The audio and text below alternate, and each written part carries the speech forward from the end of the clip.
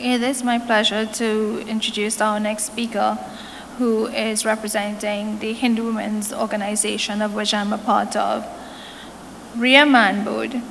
Ms. Ria Manbodh has been a member and secretary of the Hindu Women's Organization for 5 years. A National Open Scholarship winner, she holds a Master's in Biology from the University of Bath, the UK, and is a published and cited scientist. Her current interests are advocating for the advancement and empowerment of women, spiritual development as a member of the Chinmaya mission, and a flourishing awareness of the role and impact of food on a micro and macro level. Ria is honored and privileged to present on the history and work of the Hindu Women's Organization in this esteemed forum.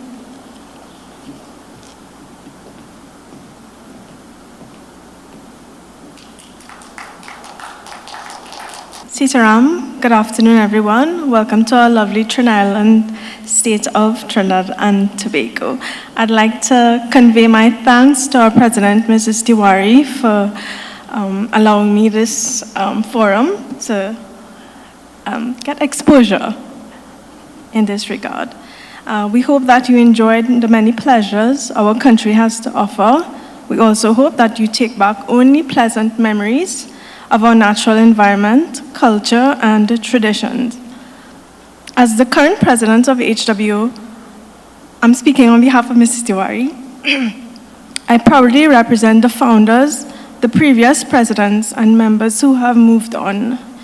After a conference on East Indians in the Caribbean in 1986, a very prominent surgeon, Professor Vijay Narayan Singh, suggested to some Hindu women present that they should get together and form a women's group, the Hindu Women's Organization. It was born in 1987 and incorporated by an Act of Parliament in 1991 under the leadership of Pandita Indrani Rampasad. Other presidents that followed were Brenda Gopi Singh, Ravina Saran Prasad, Henny Charan, Dr. Vidya Gyan Totamaraj, and Rosemary Dipnarayan. Outstanding among these former presidents is Brenda Gopi Singh, whose documentation of our work and production of booklets on the topic of domestic violence, gender equality, and justice remain her legacy to the HWO. Her efforts at advocacy were rewarded when she championed the Marriage Act of 1945, getting the legal marriage age of girls changed from 12 years to 18 years. This happened in 2014. Our organization focuses on women and girls having to do with domestic violence. Some of our objectives are speaking out on issues impacting the Indian community in Trinidad and Tobago, to improve and positively project the image of the Hindu woman, to inform the population on matters pertaining to Hindu women and girls, to raise awareness of the role and contribution of Hindu women, to investigate problems facing the Hindu woman and girls and propose solutions, generally to promote women empowerment through programs, panel discussions, skills training. Our target group being the underprivileged and unemployed women and girls. During my tenure, I have shifted our target group to include boys, with the understanding that communication across both genders will faster improve issues and offer more lasting solutions. We have collaborated with other faith-based organizations and Hindu groups to advance our causes at a policy-making level. I have tried to make our work more preventative than reactive. Currently, we are embarked on a project in collaboration with the Attorney General's Office through the Ministry of Legal Affairs to have the bride's profession included in the Hindu marriage register. With a new government, a new minister, we hope that our petition will be granted some attention soon. We are honored to be part of this forum and wish the Ishkama group all the success in your future endeavors. We also wish to thank Dr. Baines and all the Ishkama members who have been so welcoming to us this morning, who we've met, Rupa, Shivana, and all of you.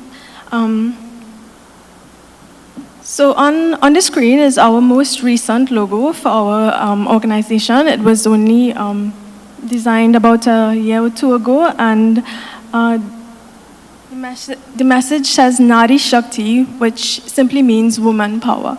So, and the next slide, or the image,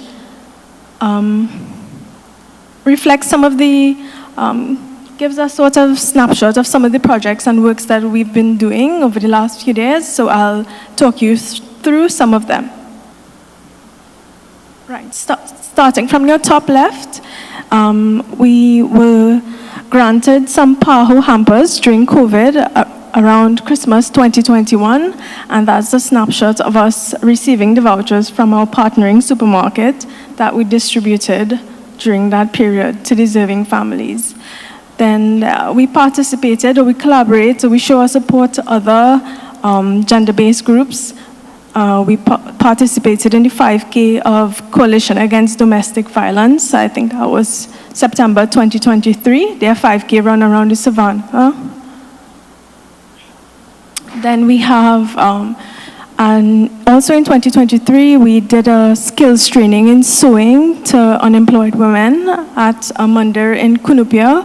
So those are some of the women who participated. All right, so on the right middle, we have for 16 days of activism last year, that's from November 24th to December 10th. Our group was distributing some posters and flyers to mandirs, doctors' offices, post offices, wherever the public goes to, and we were presenting it to the then head of the Victims and Support Unit. And bottom right, we regularly, or people reach out to us to give our comments and statements on current and public matters. So there's just one newspaper editorial that was printed on, at that time, that would have been, well, October 2023, when there were desecration acts happening at Hindu mandirs.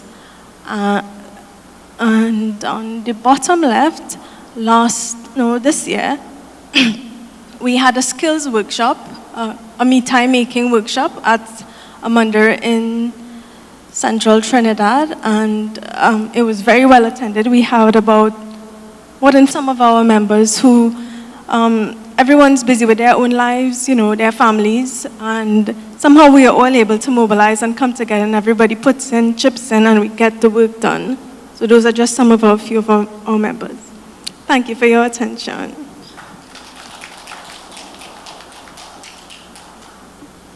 Oh, and well, we have a Facebook page if you all are interested in seeing some more of our work and would like to get involved. We'll welcome you.